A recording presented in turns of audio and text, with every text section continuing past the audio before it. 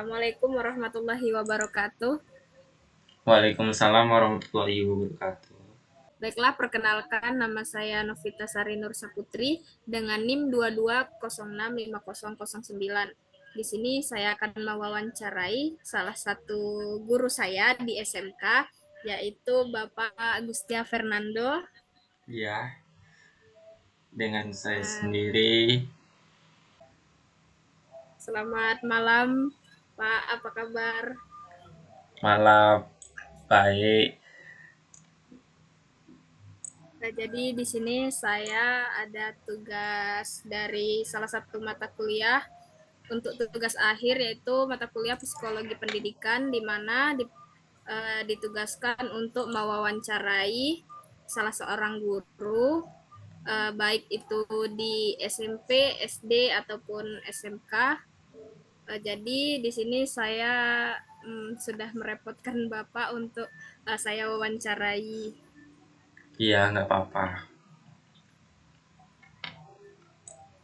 Jadi langsung saja di pertanyaan pertama. eh,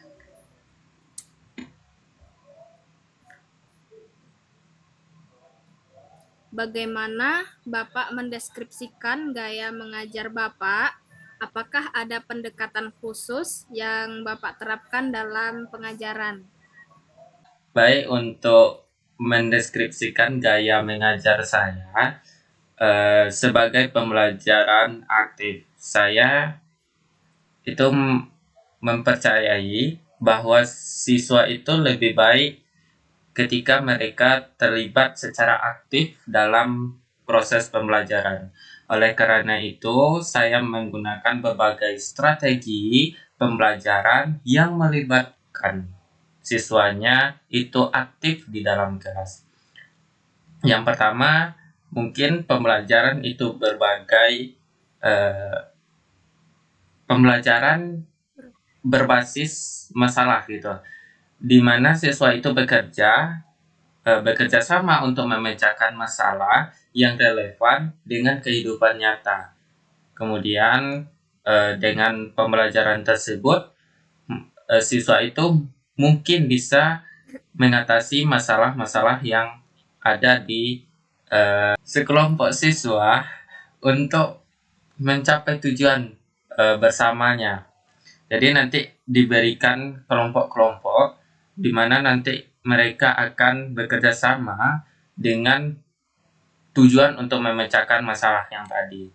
Kemudian ada pembelajaran berbasis proyek. Nah, pembelajaran berbasis proyek ini di mana siswa itu akan eh, belajar membuat sebuah proyek atau keterampilan dengan pengetahuan yang mereka miliki, sehingga nanti proyek-proyek tersebut bisalah untuk memberikan gambaran siswa itu, karakteristiknya siswa itu seperti apa.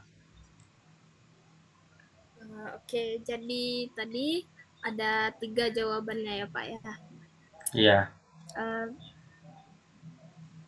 eh, Pertanyaan selanjutnya, apakah ada strategi khusus yang diterapkan untuk meningkatkan partisipasi siswa dalam pembelajaran? Strategi khusus ya. Ya, Jadi strategi yang khusus saya terapkan itu, yang pertama itu adalah memulai kelas itu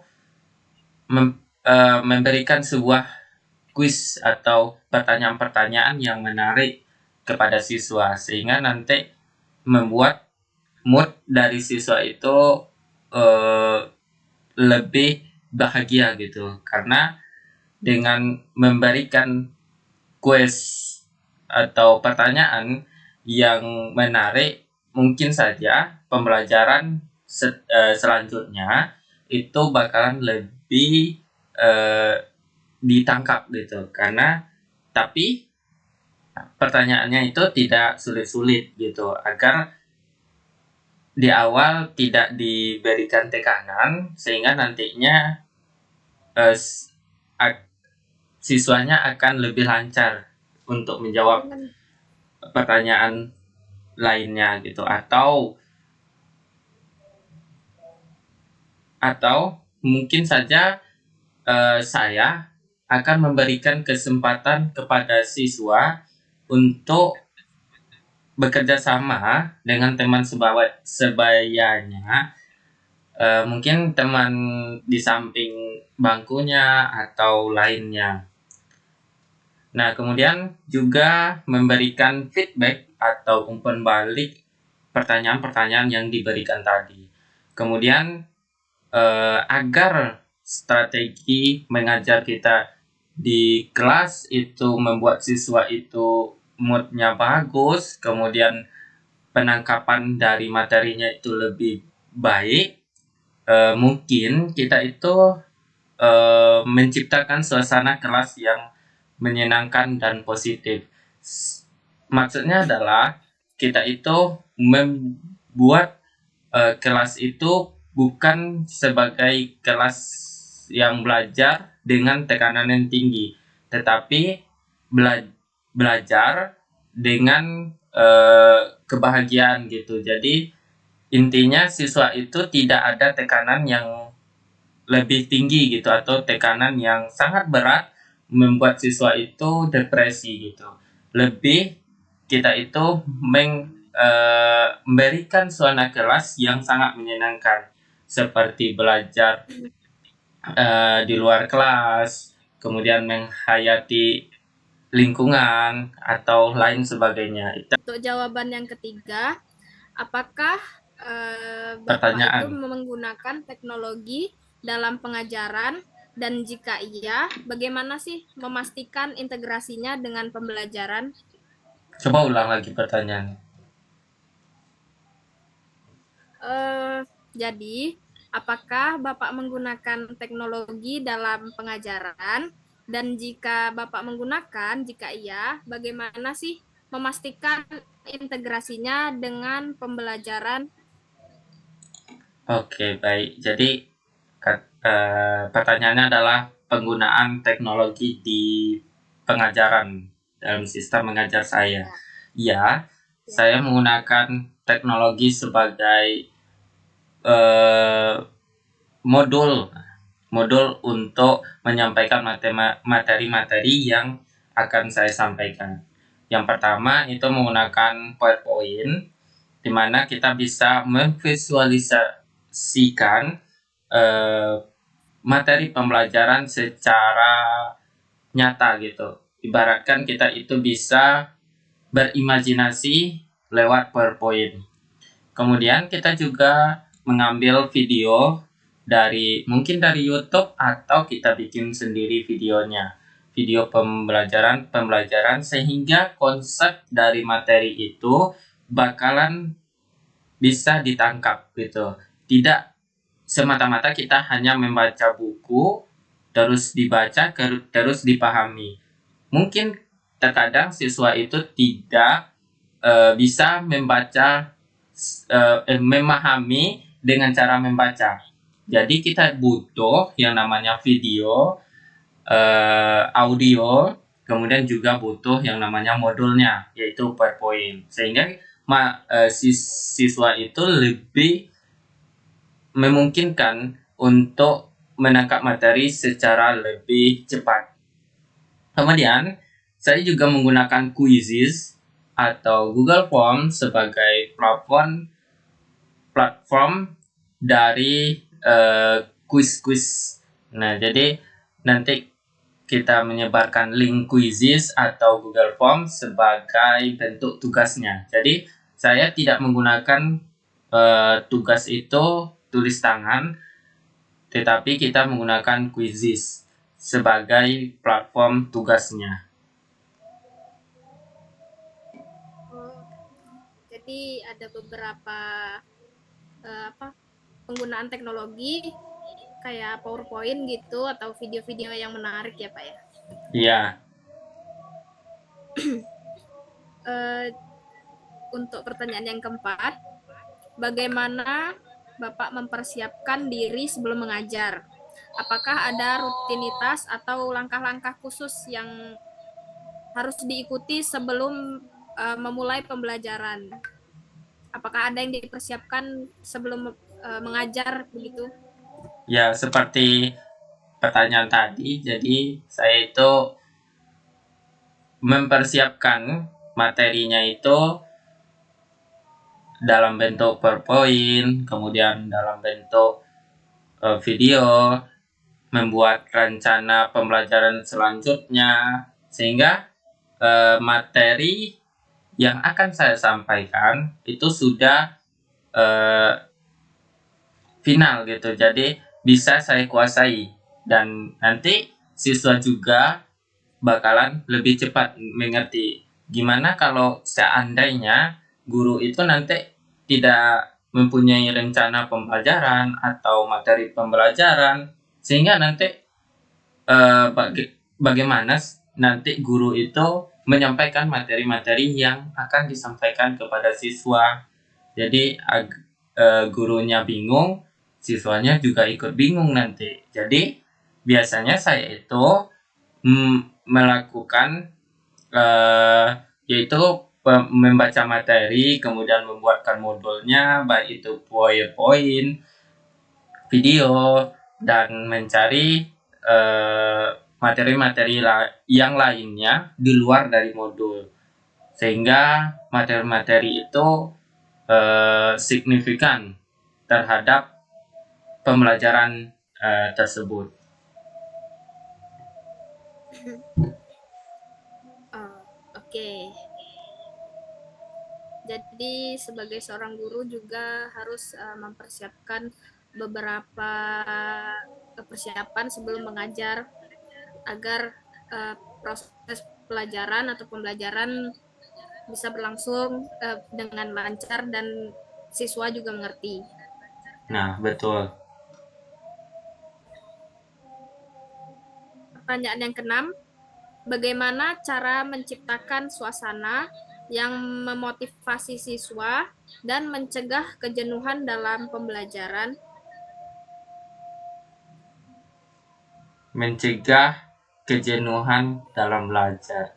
Saya biasanya menciptakan suasana yang memotivasi siswa itu dengan cara seperti balik lagi tadi, yaitu dengan memberikan pertanyaan-pertanyaan di awal, kemudian memberikan motivasi apa sih gunanya kita itu belajar, buat apa sih kita sekolah, kemudian bagaimana keadaan kedua orang tua kita bermuhasabah di awal pembelajaran itu. Kita akan mengingat apa sih gunanya kita itu sebagai seorang pelajar gitu.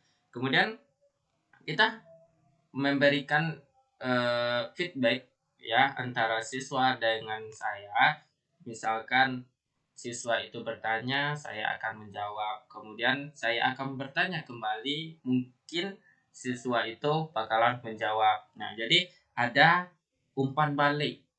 Jadi tidak guru itu monoton gitu. Sehingga tidak menyebabkan siswa itu bingung mau ngapain gitu. Kemudian memberikan siswa itu keterlibatan dan kesempatan untuk secara aktif dalam pembelajaran. Jadi tidak semata-mata guru itu hanya ngomong di depan kayak eh, bunyi orang membaca di depan gitu, tidak ada interaksi dan interaktif kepada siswa gitu. Jadi kita itu harus memberikan interaksi kepada siswa. Jangan semata-mata kita sudah jadi guru kemudian kita hanya menerangkan kemudian bikin tugas. Enggak, tetapi berikanlah kesempatan kepada siswa untuk bagaimana dia itu sistem belajar dia itu seperti apa gitu. Misalkan dia itu ingin bertanya apa tentang hal lain pun boleh, asalkan tidak di luar dari topik pembelajaran waktu itu. Oh ya, Jadi untuk jawabannya masih pada poin yang pertama pertanyaan tadi ya Pak ya. Iya. Pertanyaan yang ketujuh, bagaimana Bapak mendefinisikan kreativitas dalam konteks pendidikan? Seperti bagaimana sih, apa sih fungsi atau pentingnya kreativitas di dalam dunia pendidikan gitu? Oh, jadi bagaimana saya itu memberikan pengertian terhadap kreativitas dalam pendidikan Ya, gitu kan.